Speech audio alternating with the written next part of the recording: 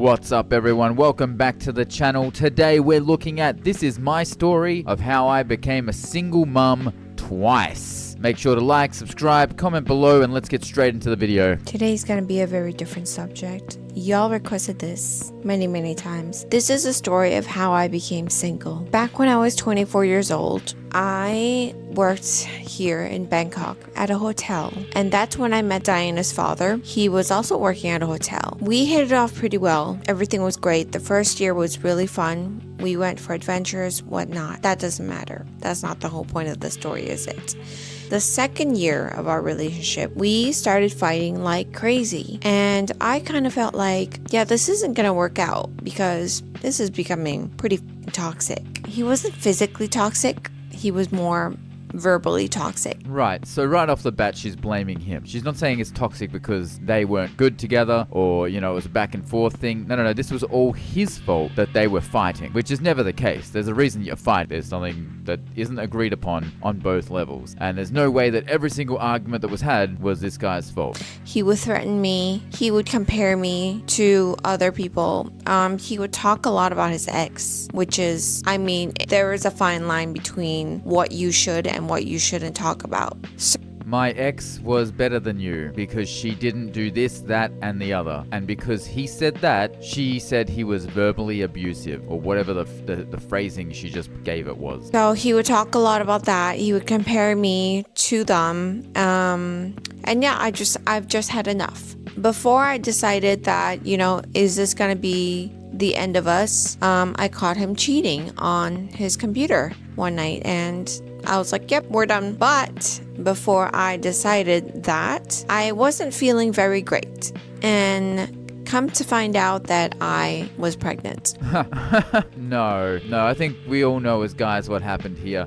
She found out he was cheating and she goes, I'm pregnant. She got herself pregnant, basically. That's what happened. She didn't want to lose him, or she wanted to get something out of him at the very least. And so before losing him, she got pregnant. Yep, perfect timing. I know. It is what it is. I confessed to him that I was pregnant, and I also confessed to him that I saw a few things that I didn't want to see on his computer. He at first denied it, but we worked it out. I forgave him because I'm actually, if you guys don't know me, I'm actually a very forgiving person. For the first and second trimester of my pregnancy journey, it was great. He was very supportive, and I was starting to think, okay, maybe he's changed. Maybe fatherhood will change him for the best. You know what I mean? Wrong. During the third trimester, third trimester was also great. You know what? Throughout our whole pregnancy was great. He would come to all of my ultrasound visits, all the doctor visits. He would be there and present. We would talk about how we're gonna raise her, what we're gonna name her. We were really excited. So then when I had the baby, okay, the first 2 months of her life was awesome. He would help with night shift, with like bottle feeding, burping, keeping her entertained until she falls back asleep. Whatnot was great. I got some sleep during the nighttime. I was also breastfeeding, so I had to be up a lot of the time to pump and feed her. But then during the third month of her life was when things started to change, and it was very noticeable. He would come home from work, be really tired, and then just sleep throughout the night. The first few nights of him coming home from work tired, I would understand, and I would be like, it's fine. I'll do the night shift. It's fine. You know what I mean? But then I think he kind of got used to that, and he just kept doing it. He kept giving excuses. And Diana as well wasn't really bonding with him. Okay, this is where she starts the excuses. She wasn't really bonding with him because he wasn't there. He was working all day. I was sitting at home with the baby all day, but he was working all day. And yeah, so he just wasn't really bonding with her. And then he just came home, he went to sleep because he just couldn't stand me as a person and tried to, distance himself instead of losing his shit. Yeah, cool. For some reason. And I never knew why. I never knew why she was always so difficult when she was in his care.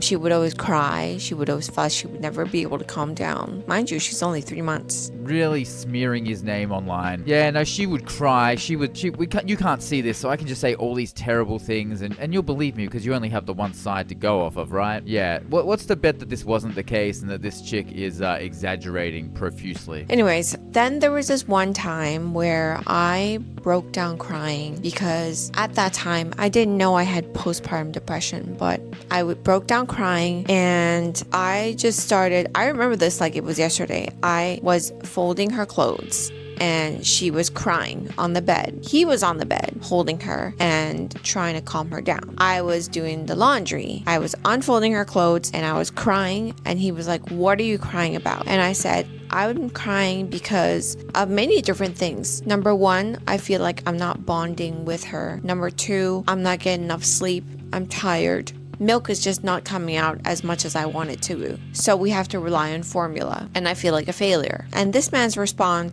was, "Why are you talking like this? There are so many women out there that have 2, 3, if not more children than you and are living their best life." Yeah, that's right. But this one is whinging and complaining. Postpartum depression. Now, I personally, I don't think that that's a... I know that medically they're going to say that's a thing and stuff, but I'll tell you right now, I think postpartum depression is just regret. I think that that's when like women have had a kid with a guy and they're like, oh, you know, I've had a kid, and then they've realized they've tied themselves to this guy and they don't actually like him for one reason or another, or they decide they don't like him for one reason or another. I think that's got more to do with something like that than the fact that they're actually chemically depressed, because there's so many women that have kids and are so happy, and I just can't imagine that. I think that if you're depressed about anything, that's an emotional thing. It's something where she's come up with the idea that she has a reason that she should be depressed, and they're not complaining. And in my mind, I'm like, who? I've never heard of a mother that doesn't complain.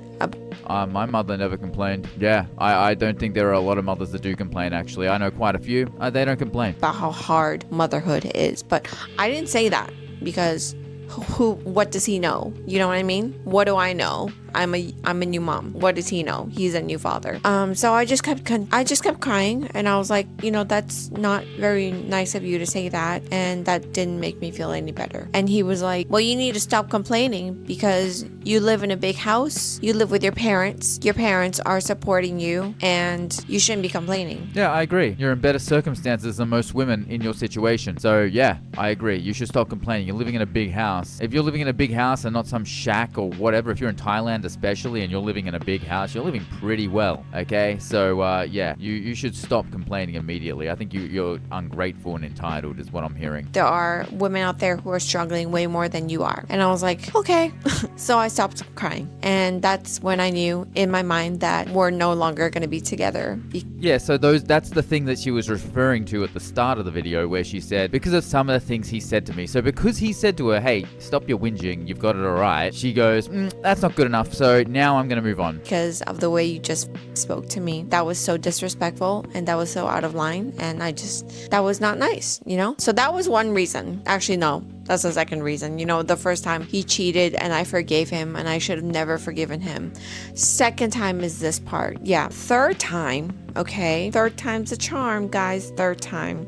I had to go back to work after 3 months of maternity leave. Yes, 3 months of maternity leave is all you get here in this country. Then you have to go back to work. I know. I had to go back to work, and I had to put my trust, my full trust in him. He did not do anything. Once again, remember we only get one side of the story, and I'm sure that it's not truthful, just based off of what we've already heard. He would hand the baby over to my mom and my cousin and my dad. They did 99.9% of the caring. And how I knew that he didn't do anything was I get a bunch of pictures from my cousin, my mom, my dad of Diana. Zero updates from him, girl. Yeah, men don't sit around taking pictures all the time. You know that, right? Like no one does that as a guy. We don't care about our Instagram like. Girls do. They like validation. They take pictures all the time because they're like, oh, look at this, look at that. They love the memories, all that sort of stuff. Guys, I mean, I hardly even think to take a picture of anything, ever. Doesn't mean anything. It doesn't mean he doesn't care for the kid. It means he doesn't care for taking pictures. Zero. So then I would kind of test him sometimes and ask him, hey, how's everything going? And he'd be like, fine. She's crying. She's not sleeping. And I'm like, okay, what are you doing right now? He's like,